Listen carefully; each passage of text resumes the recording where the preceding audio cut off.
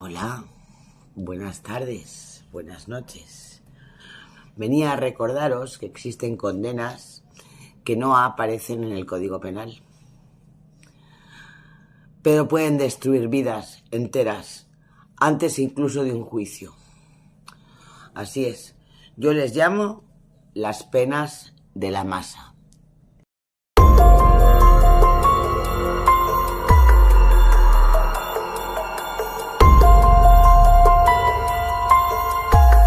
Sucede cuando una noticia estalla fulminantemente y socialmente los titulares se desbordan, televisiones, prensa, ahora redes, más media, y todo el mundo habla, millones de personas deciden quién es el culpable. Sin juicio. Y antes de llegar a un juicio, antes de que exista prueba, contradicción, audiencia y sentencia, ya han señalado a un culpable. Y no me refiero a juicios que vayan contra famosos, como por ejemplo el de Rocito, o contra políticos, como tenemos ahora el caso el caso de Koldo, que ya la masa también ha sentenciado. No, me refiero a que cualquier persona puede quedar atrapada en un infierno de pasiones, en un relato emocional, y que la opinión pública lo convierte en verdad. Y por ejemplo, en España tenemos el caso de Dolores Vázquez. Fue condenada precisamente por su personalidad, por su frialdad, porque no le gustaba a Teresa Campos, y habría que tener también en cuenta que en aquel momento la sociedad condenaba el lesbianismo y había cierta lesbianofobia. Todo ello resultó fatal para la pobre mujer que era inocente. Y en este caso, la masa no condenó con pruebas, condenó contra una personalidad. Recordar las declaraciones que hacía la reina Teresa Campos. Todo esto ha pasado, pasa y pasará. Tenemos también el caso de los bebés robados.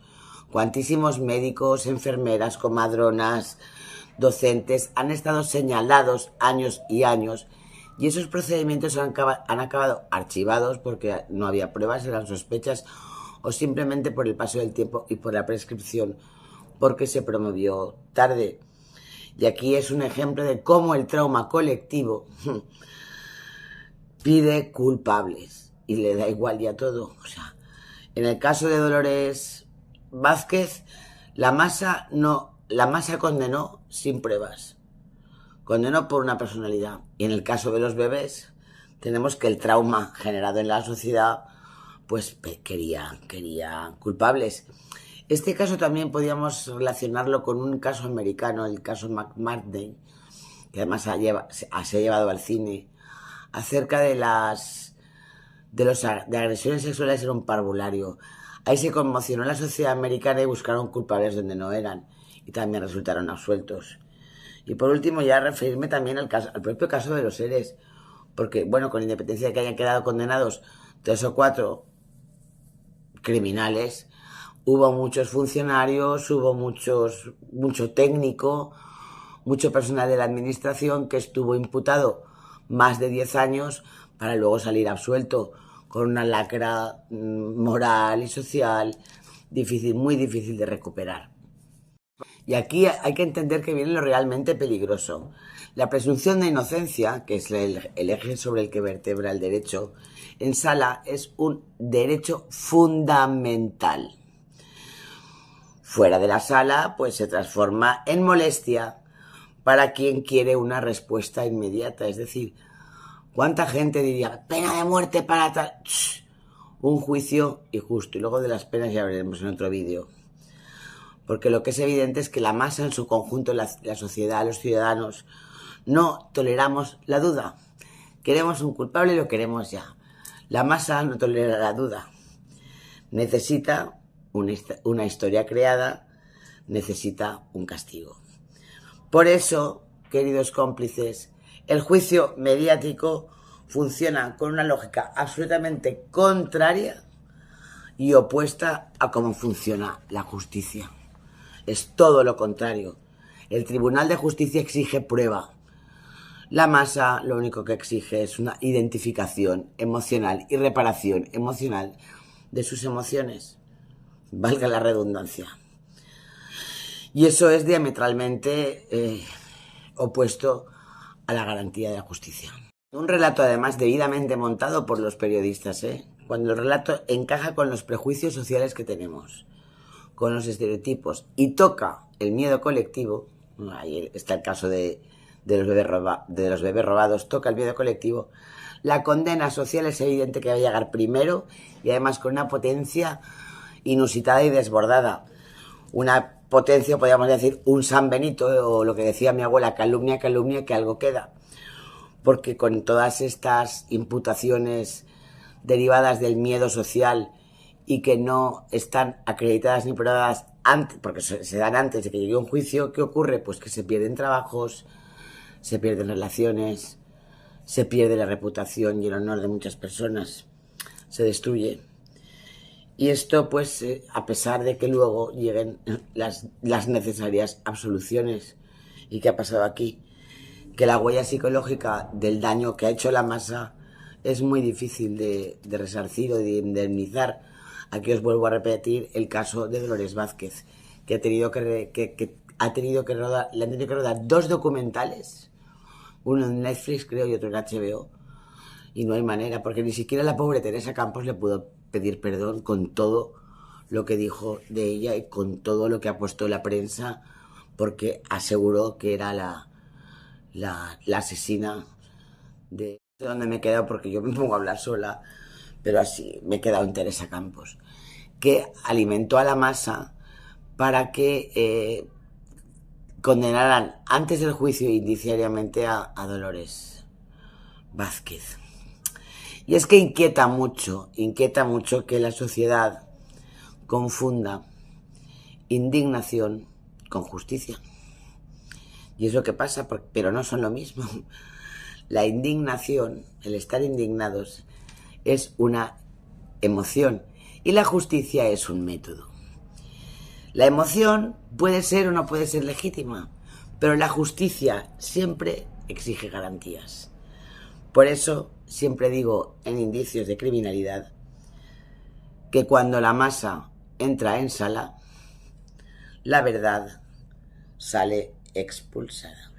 Repito, cuando la masa entra en sala, la verdad sale expulsada. ¿Dónde me queda?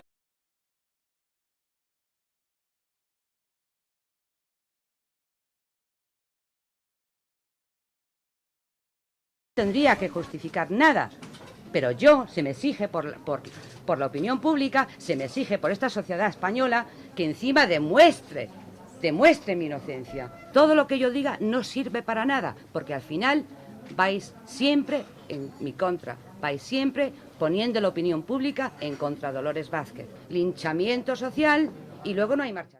Los juristas tenemos una obligación y los periodistas tienen otra obligación y además está sujeta a una deontología.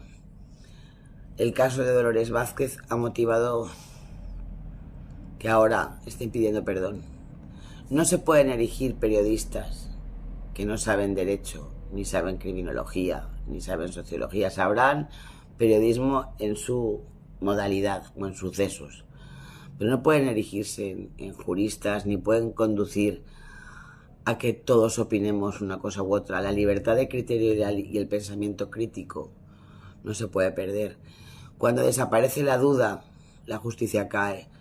O sea, siempre hay que tener una mínima duda razonable y pensad que no por lo que digan en un programa o en otro, y si un periodista es afín a una idea política o a otra, tengamos que pensar igual. No, pensamiento crítico, abstraeros. Porque realmente un juicio no se puede llevar a un plato de televisión. Ya visteis lo que pasó con el Mississippi, que lo cerraron porque intentó ser más jurista y más juez que el propio tribunal del caso Alcácer. Por todo esto, y mira, y aún añadiendo los 2 últimos casos, tanto el del fiscal general del Estado, que ya estaba condenado antes de que lo juzgaran, y ahora el caso de Koldo y Ábalos y tal, que me abstengo porque lo que he visto no me ha gustado. Parece que también la condena esté. Y sin embargo están celebrando ahora otro juicio, que es el caso Kitchen Cocina, por todas las cochinerías que se hicieron desde institucionalmente por el señor Villarejos y el entonces ministro de Interior. Que es muy duro utilizar el poder de un Estado el poder institucional de un Estado para perseguir, para destruir pruebas y para espiar, ¿eh? Ahí lo dejo. ¿Y vosotros qué pensáis de cómo está la justicia en España? ¿De cómo influyen los periodistas? ¿De qué se juzgan hechos o miedos? Contádmelo en comentarios y os leo. Y no olvidéis suscribiros. Clic y campanita.